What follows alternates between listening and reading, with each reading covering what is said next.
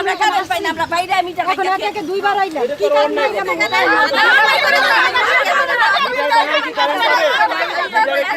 এই যে কারেন্টটা যায় এরপর আমরা মিটারে দিই এত টাকা আছে, কারেন্টটা গেলে আরো বেশি অনেক টাকা জায়গা। আমরা কারেন্টে অনেক কষ্ট করতেছি।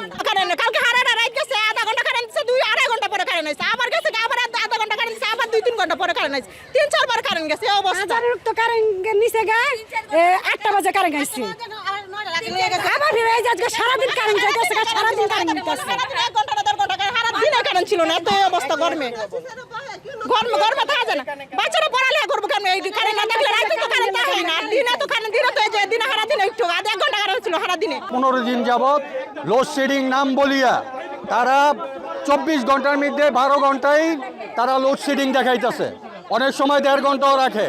প্রতিদিন রাত্রে দিনে এক সময় মোট কথা আমরা হ্যাং হয়ে যাইতেছি গা, এদের বিরক্ততায় আমরা নিজেরাই হ্যাং হয়ে যেতেছি।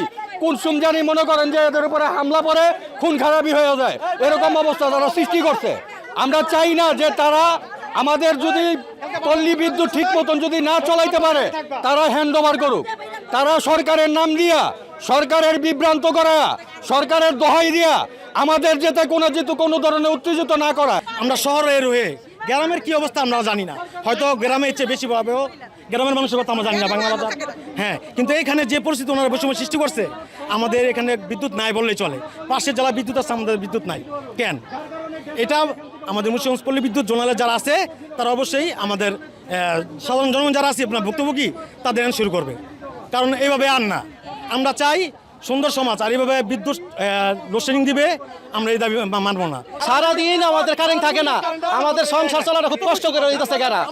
এরা খুব ভালো আছে অনেক, বুঝেন না? বিদ্যুৎ বিল আগের আরো বাড়াইছে, 1 মাস না দিলে 3 মাস কারেন্ট কাটতে দেখে, আমরা তো কারেন্টই পাই না, কাটবো কে আমাদের লাইন?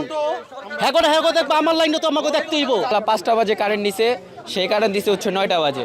তো এখন সকালবেলা একটা ঘুমের সময়, এই সময়টার মধ্যে যদি কারেন্টই না দেয়, হ্যাঁ এই গরমের মধ্যে কি ভাই আপনারাই বলেন যে ঘুমানো যায়? আমরা কিভাবে ঘুমাবো? আমরা সারাদিন পড়ালেখা আছে, কাজ কাম আছে, অফিস আদালত আছে, অফিস আদালত শেষ করে যদি আমরা এখন এই জায়গায় ঘুমাইতে না পারি রাত্রেবেলা, তাহলে তো ভাই হয় না। বর্তমানে গ্যাসের তীব্র সংকট থাকার কারণে গ্যাস ভিত্তিক যে প্ল্যান্টগুলো আছে ওই প্ল্যান্টগুলো চলতে পারতেছে না, যার জন্য বিদ্যুৎ উৎপাদন কম হচ্ছে।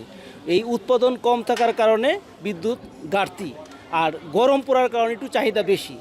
এখন সরকার চেষ্টা করতেছে যে ওই প্ল্যান্টগুলো চালু করার জন্য, গ্যাসের চাপ বাড়ানোর জন্য, বা কয়লা ভিত্তিক যে বিকল্প প্ল্যান্টগুলো আছে এগুলো চালু রাখার জন্য সার্বক্ষণিক চেষ্টা চলতেছে।